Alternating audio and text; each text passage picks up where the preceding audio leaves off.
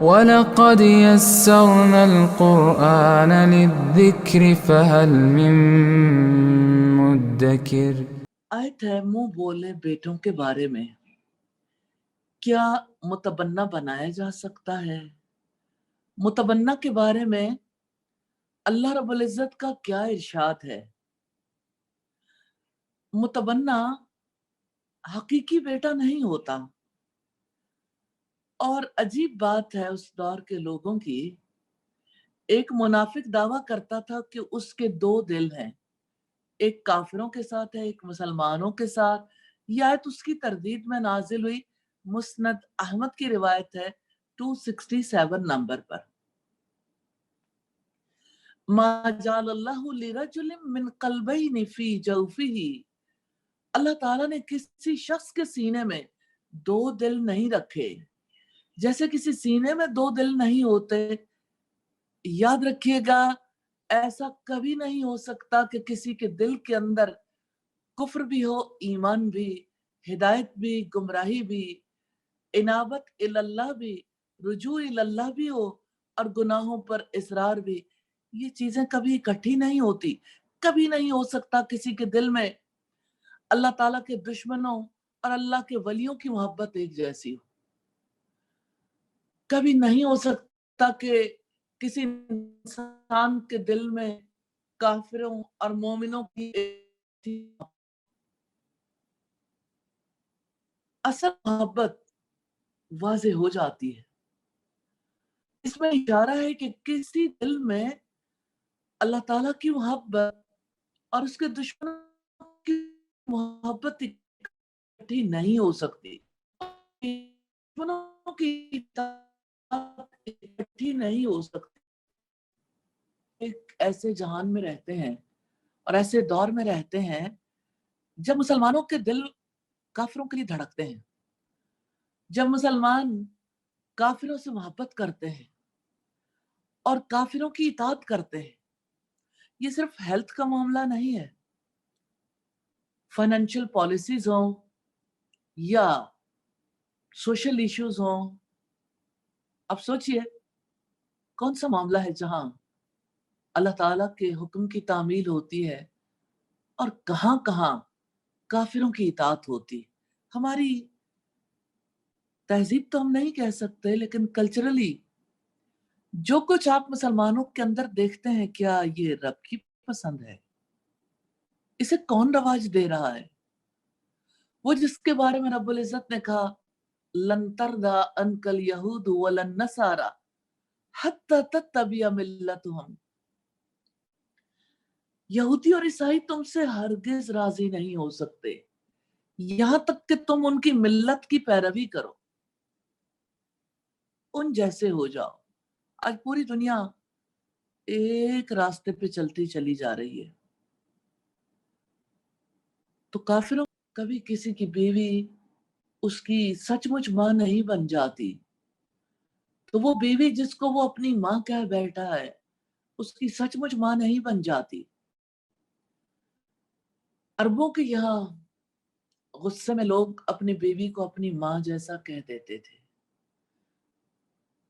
اور کسی کا یہ کہنا تو میرے لیے ایسے ہے جیسے میری ماں، تو یہ کہنے سے بیوی ماں نہیں بن سکتی۔ ماں تو وہ ہے جس نے تمہیں جنم دیا، اور یہ تمہارے منہ کی بات ہے۔ سورہ المجادلہ میں ہم نے دیکھا رب العزت نے فرمایا وَإِنَّهُمْ لَيَقُولُونَ مُنْكَرًا مِنَ الْقَوْلِ وَالزُّورَ، اور بلا شبہ وہ لوگ یقیناً ایک نامعقول اور جھوٹی بات کہتے ہیں۔ کبھی کسی کی بیوی اس کی ماں نہیں ہو سکتی۔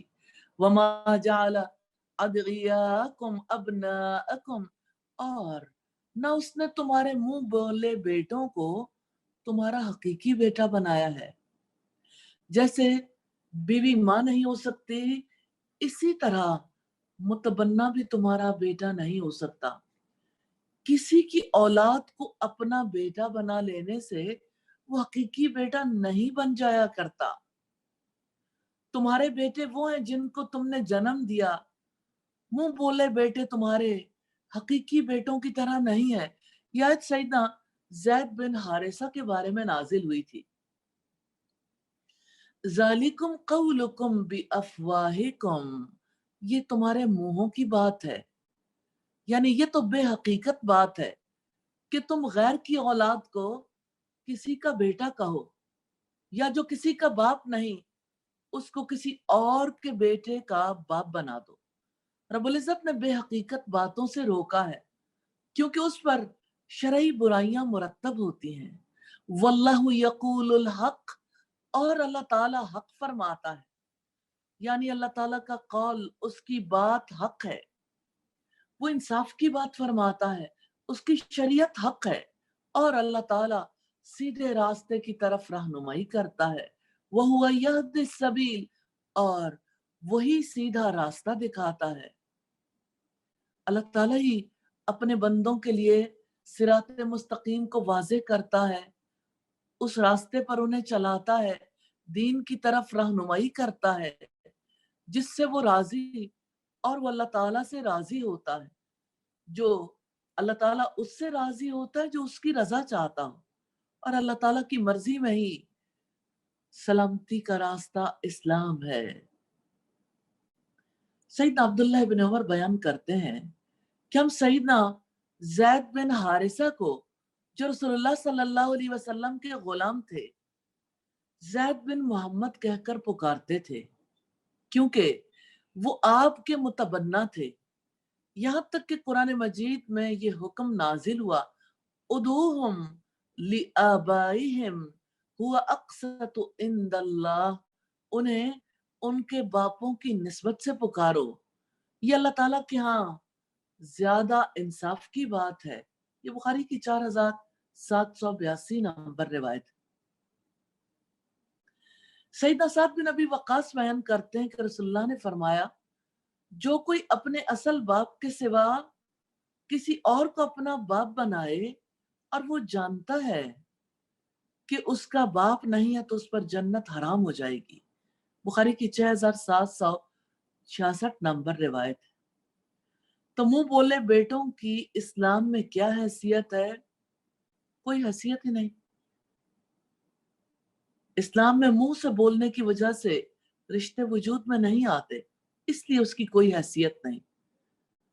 نبوت کے شرعی احکام منہ سے بولنے کی وجہ سے نافذ نہیں ہوں گے، عمل ضروری ہے۔ ہاں، رضاعت کی وجہ سے کوئی رضائی بیٹا بن سکتا ہے اور اس پر وراثت کے احکامات بھی لاگو ہوتے ہیں۔ سیدہ عائشہ بیان کرتی ہیں کہ سیدہ سہلہ بنت سہیل نبی کریم کے پاس آئیں، کہنے لگی ہیں اللہ کے رسول، ابو حذیفہ کا غلام سالم حد بلوغت کو پہنچ گیا ہے اور مردوں کی باتیں سمجھنے لگا ہے، اور وہ ہمارے گھر میں ہمارے ساتھ ہی، اور میرا خیال ہے کہ میرے شوہر ابو حذیفہ دل میں کچھ ناپسندیدگی محسوس کرتے ہیں۔